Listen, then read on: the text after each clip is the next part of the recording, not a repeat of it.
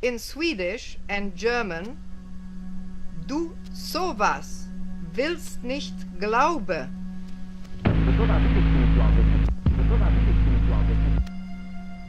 You are sleeping. You do not want to believe. Are the dead reaching out to us? Believers say yes. It's real. Are the voices of the dead all around you? See what we find when we investigate. Tonight, only on 11 News at 10.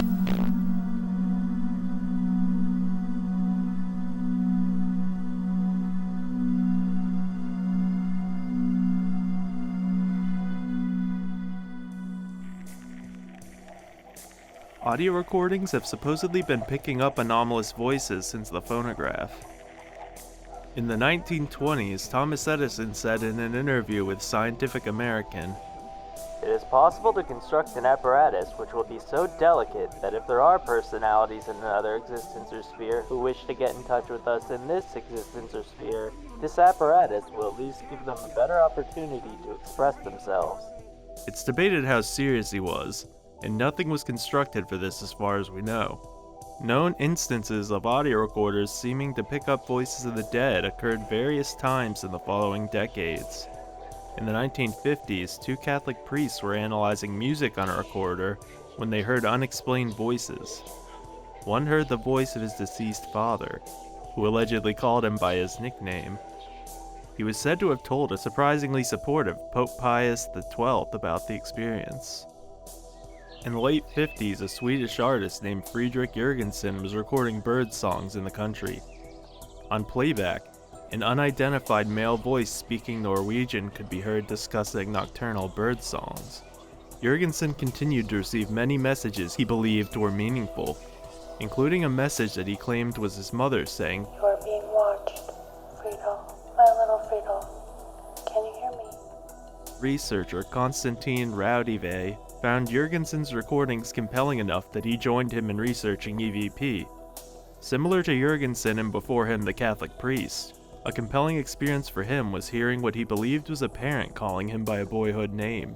His work resulted in the 1971 book Breakthrough, and its record with sample EVPs. One of Raudive's methods was recording a radio set between stations. In the late 1970s, a new EVP method arrived. Well, sort of, with the invention of the Spirit Com, which sounds like a game console.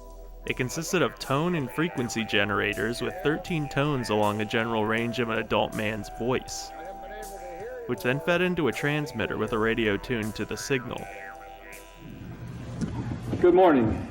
Thanks for coming out. We have chosen Easter week to make this announcement for reasons that will shortly become apparent.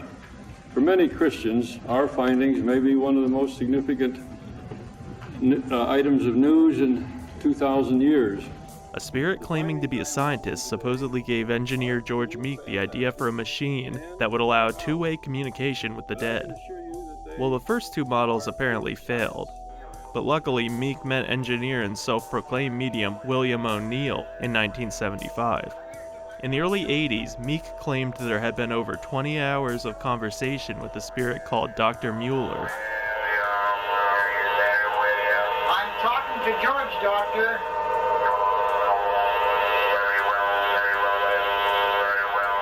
He found little mainstream interest, and the response of the National Press Club in D.C. was said to have been pretty cold.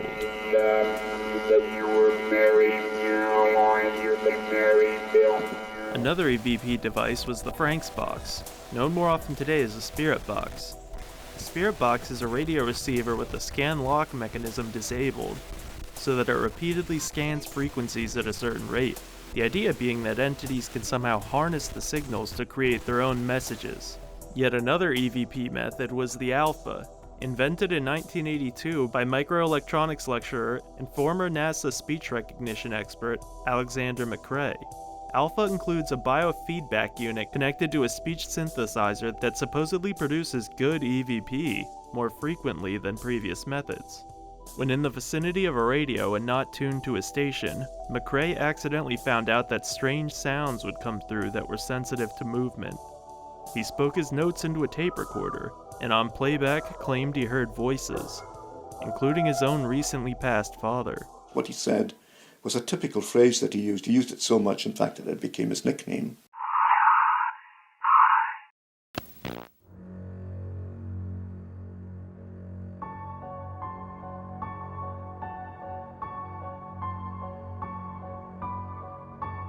Despite a lack of support from mainstream sources, there are many who swear by their experiences and claim there is reason to think EVP is a truly unexplained phenomenon. According to skeptical author, researcher, and investigator Ben Radford, by the 2000s, many in paranormal circles accepted EVP as legit spirit communication. The idea among many modern believers is that entities are using electronic signals to form messages that would not be heard otherwise. The word Chris is here. Experts and amateurs alike were fascinated by the claims of Rowdyvey back in the 70s.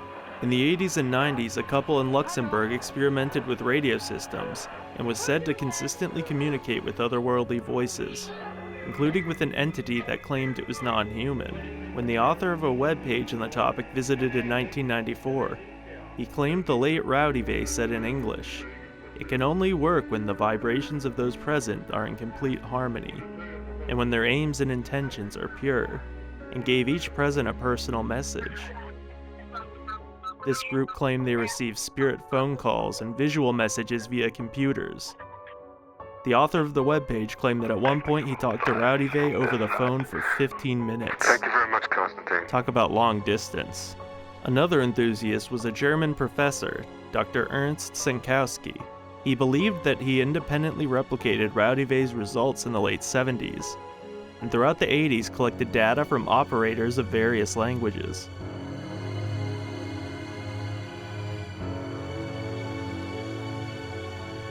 While he admitted that a core feature of EVP is ambiguity due to a poor signal-to-noise ratio, he also believed that skeptics ignore EVPs that do clear the noise level and can be confirmed by others.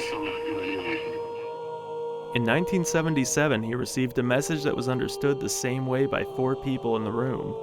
3 sentences involved events relating to people he knew and were confirmed the next day. Senkowski also believed he had experienced two-way communication in Italy, with a voice apparently answering questions in his native German. Lastly, he believed that he saw evidence that particularly good operators may have a gift that assists them, and that they enter a meditative alpha brainwave state. He gave an example of a German who appeared to be able to block then raise the output of an FM radio, which would have interesting implications if true. For example, what if EVP are paranormal but are human, rather than otherworldly in origin?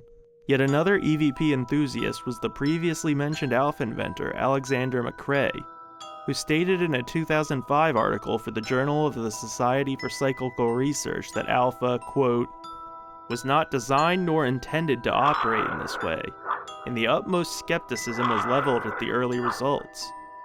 But hundreds of experiments by both the author and others have shown that in fact the normal mode of operation of this device could only be described as paranormal.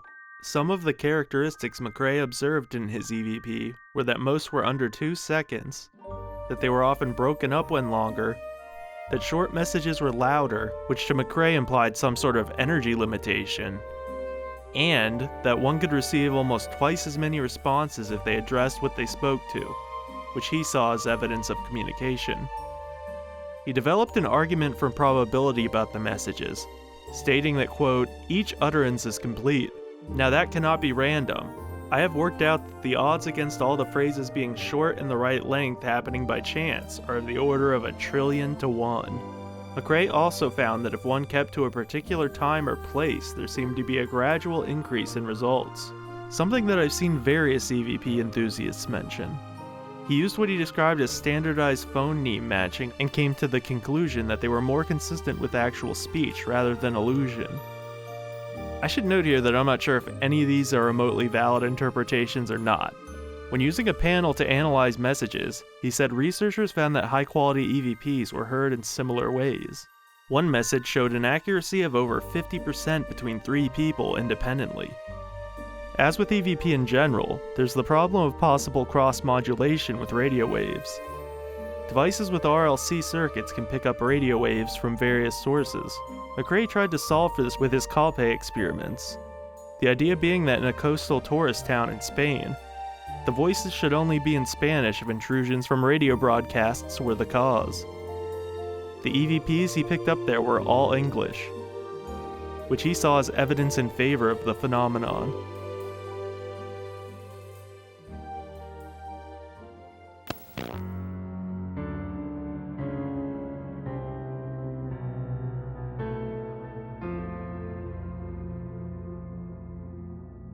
So let's start with radio waves in EVP.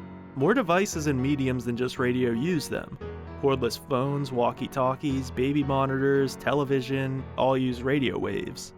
Since many of these existed at the time of McCrae's Calpe experiments, you wonder if he really ruled out all cross-modulation. Since many English speakers apparently vacation there, couldn't the messages have been some other form of wireless communication? Maybe I'm missing something there though. If you have more knowledge on that aspect, feel free to let me know. Devices with poor shielding are especially susceptible to picking up signals. James Randi, famed magician and skeptic, recalled that in the 70s he picked up a strong armed forces network radio signal on a tape recorder, which went away once he had it repaired. He related this to devices that have been favored by EVP enthusiasts like the Panasonic RRDR60. Because of its bad shielding and audio quality, the recorder is well known for getting good EVP to this day. According to the lore of internet forums, so many people were getting weird recordings that the company had to discontinue the recorder.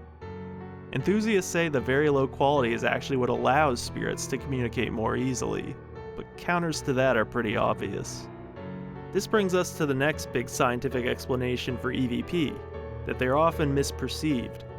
As skeptical investigator Ben Radford pointed out in his book Investigating Ghosts, there are many possible sources of noise contamination. A first-hand case example he gave was a tape recorder on the second floor of a house that he found was able to pick up voices from people on the sidewalk outside. He also pointed out that EVPs are almost always ambiguous and subjectively infused with meaning by the listener, with a number of interpretations possible out of context. For example, take this EVP saying "got to poop." Just kidding, it's saying "I can't do it." Whoops, that's not it, it's "I love you." I lied again. Actually, You hear her saying, "Help me." and take this one. Why were the children crying? Really? I heard another potato. Here's a sampling of some weirder ones.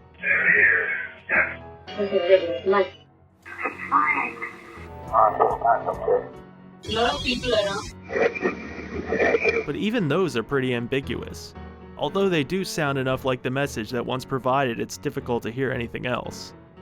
Radford compared the ambiguity of EVP interpretation to something known as mondegreens, which is the mishearing of a phrase in a song that gives a whole different meaning. A writer coined the term from a childhood memory of listening to her mother read a ballad and mishearing the words "laid 'em on the green" as Lady Mondegreen. A well-known example is from the cover song Blinded by the Light, in which many listeners hear the lyric "wrapped up like a douche," when the lyric is actually "revved up like a deuce." Blinded by the light, wrapped up like a douche, another runner. Although maybe that one's intentional, because it really sounds like "wrapped up like a douche." Radford also made the point that some ambient sounds can sound almost identical to a voice, especially on lo-fi devices. Ever hear a fox at night? It sounds like a woman being murdered. With distance and material, one of these sounds can be muffled and sound even more speech-like, as a British filmmaker found in his short documentary you can watch on YouTube. Add to that a recorder's own electronic or mechanical noise, and you have quite a recipe. The most general cause of EVP misinterpretation is apophenia, which is defined as the perception of connections and meaningfulness in actually unrelated things. Within walls of noise, we can trick ourselves into hearing specific sounds that aren't there. An everyday example is thinking you hear the phone or doorbell ring in the shower. This is due to the constant noise of the shower, including a broad span of frequencies that can be misheard. Some sound engineers highlight that it is artifacts caused by low-quality recording equipment that are likely a major factor in hearing voices. Many investigators have the gain on their device either too high or on auto. raising the noise floor and creating a filtered wall of electronic noise that can sound similar to speech. Think of a guitar wah pedal. Rowdy Vey himself said of EVP, quote, "Only after intensive and concentrated listening does a tangible word emerge," and that it took up to 3 months to get good at it. Characteristics noted by Rowdy Vey and various researchers included the presence of various languages, a short pace, short words and phrases, and abnormal grammar. Skeptics have pointed out that all these characteristics are consistent with EVP being some mixture of cross-modulation and illusion. Attempts made from the 70s through the 2000s to replicate Rowdy Vey's results were not considered convincing by mainstream scientists, seen by many as either dubious or ambiguous.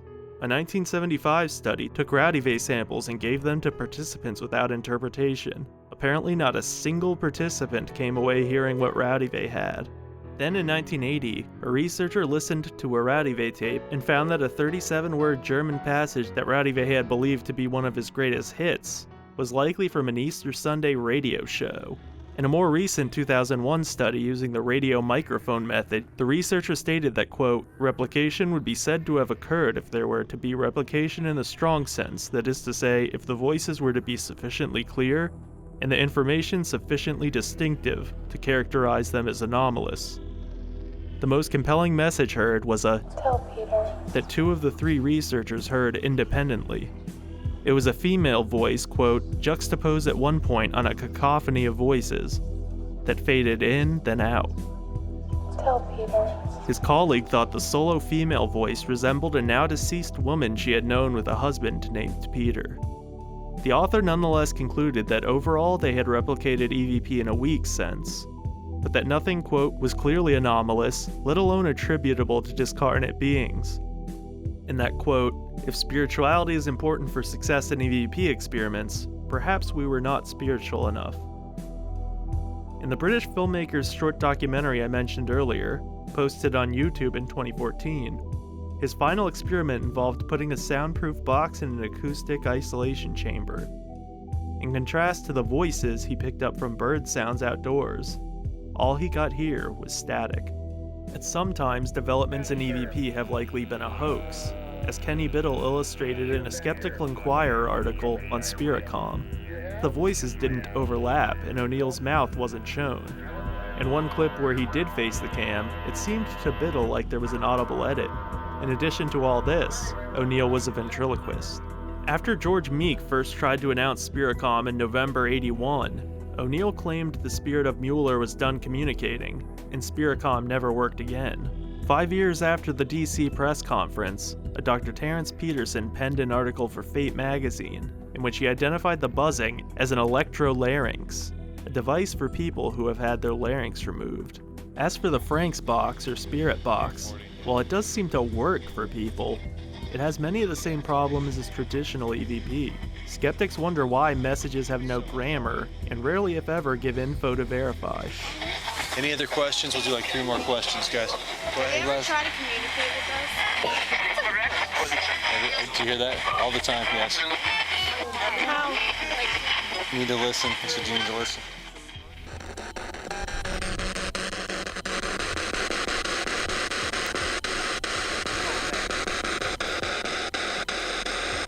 My name's Matthew. This is my friend David. What's your name?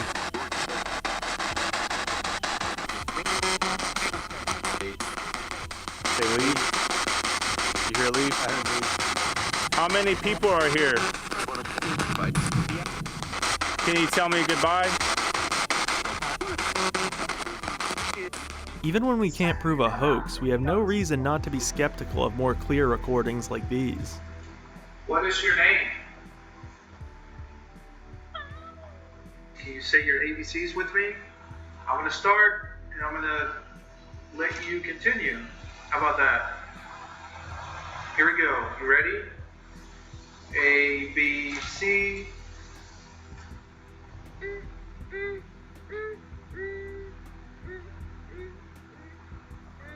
Interference now. I don't know what that is. Are there any children here with us right now? Are you a little boy? Are you a little girl?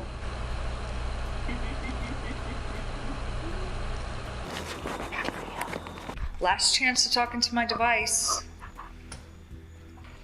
Alright. Unless you or someone you know personally recorded a voice, you unfortunately can't be sure when it comes to evidence from amateur investigators. Hoaxes aside, for a voice on an electronic device to be considered evidence of a ghost, all other possible causes would need to be controlled for, including the investigators themselves.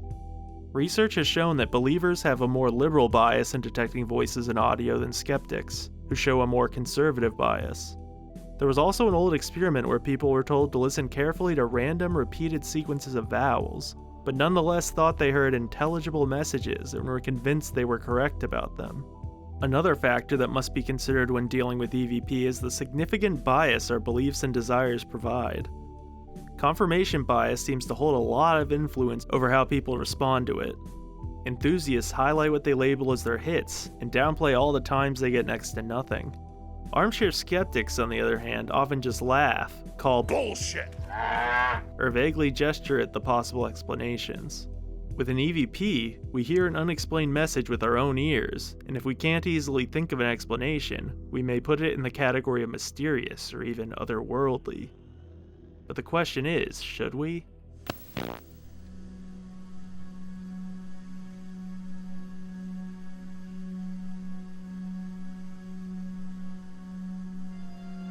At the end of the day, there aren't any definitive answers in researching the paranormal, so I won't try and give any here. For now, though, I feel more compelled by the EVP skeptics. EVPs have many more plausible explanations and often only seem very compelling to people who already want to believe. As Professor Chris French of the University of London put it, people want to believe there's an afterlife, and that means the evidence doesn't need to be very good for people to be convinced by it. We have to consider that maybe the voices we're hearing in the noise are just our own wish that this life isn't all there is.